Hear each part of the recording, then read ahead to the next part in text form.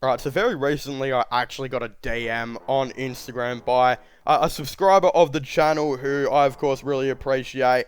Has been one of the day ones, of course, in Dr. Turpy, actually telling me, have I heard about the recent trade rumor about Saddiq Bey? And I kind of texted him back saying, have we been linked to him? I haven't seen really any of the rumors, and kind of after I said that, there was a big rumor going around, literally like straight after, like, what are the chances of that kind of happening, that the Detroit Pistons are actually taking a lot of calls of Saddiq Bey and could be looking to potentially trade him, and that's all being reported by Jake Fisher.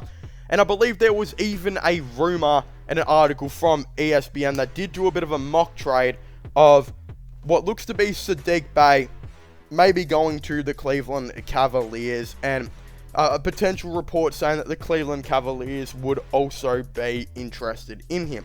Now, this is a really, really weird one because I do like Saddiq Bey a lot as a player, and I do think he can fit in that Jay Crowder role that I have been saying the Cavaliers should maybe get. It's just, I'm not really too sure. The Saddiq Bey one is a really weird one because as a player, he hasn't really made the Detroit Pistons a whole lot better, considering the Detroit Pistons pretty much finished last season. I think everyone expected, with the inclusions of course, a couple of guys like Jaden Ivey, Alec Burks, re-signing Marvin Bagley, moving Killian Hayes to the bench, bringing in a dude like Kevin Knox, Nerlens Noel as well, you've got him there, and then Jalen Duren. I think there was some, even Bogdanovic, is the big one who's averaging 20. I think there was a lot of people saying that the Pistons were going to get much better as a team, but that just, of course, hasn't eventuated, where it's just like they're last again, and it's a really weird situation because when I watch Saddiq Bey, I feel like Saddiq Bey goes off as a player when the Pistons game is well and truly done.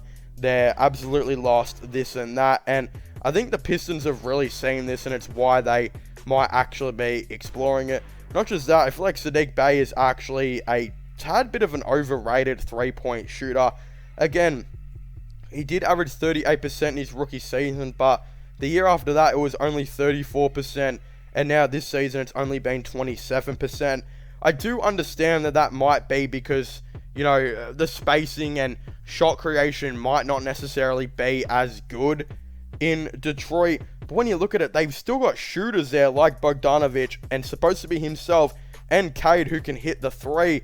I feel like there's a bunch of playmakers there too. I just don't know what Saddiq Bey's problem is, and it is maybe a question of, does he need a fresh start? Is it time to maybe move on? And would the Cleveland Cavaliers actually be a bit of a beneficial team for that? And I would say yes, but I also wouldn't give up a lot to get him, considering the Cleveland Cavaliers only have one first round pick, I believe, to kind of play with, and I think that's the 2024 one.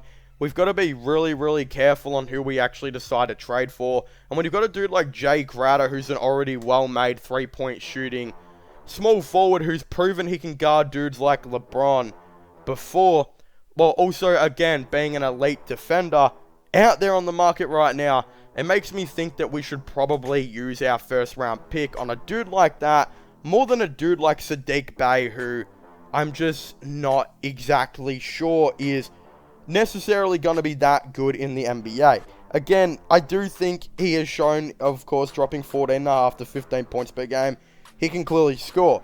But we got to remember that's on the Detroit Pistons. If he came to the Cleveland Cavaliers, I don't know if he would score that much. So my kind of, I think, theory behind it all is there is two ways that the Cavaliers can go about this. If the Cavaliers think that Saddiq Bey cannot guard a LeBron or a Giannis type of player, then automatically it's a no for me, right? It's automatically a no. That's the missing piece on this team right now. We always get cooked by Giannis. LeBron always has a field day every day he plays us. Just really those tall slashing forwards really always cook us up, and we need a guy like a Jay Crowder who can guard him. Oscar Okoro cannot do that, and Dean Wade has proven He can only do it against some like Jason Tatum. He can't do it against the bigger ones like LeBron and Giannis, which is fair enough. He's not the biggest dude out there, so it makes sense. So in my opinion, if he can't do that, there's no point trading for him. If the Cavaliers don't think that his 3-point percentage would obviously improve on the team, then of course not, you wouldn't trade for him. My realistic situation though is if the Cleveland Cavaliers think this guy can be not only a good 3-point shooter, but also a guy who can guard a LeBron, who can guard a Giannis, that again will not be really that much to potentially trade for, then yes, I would do this move if I was the Cavaliers. But what are you going to actually trade up to make this happen is a really, really, really hard question. You're obviously not going to trade up Donovan Mitchell, Darius Garland, Evan Mobley, Jarrett Allen, Karis LeVert, Kevin Love. I think are like the 6 or 7 players that you are straight up just not going to trade. Then there's Cedi Osman, Lamar Stevens, Dean Wade, and Isaac Okoro, who are the possible trade players, right?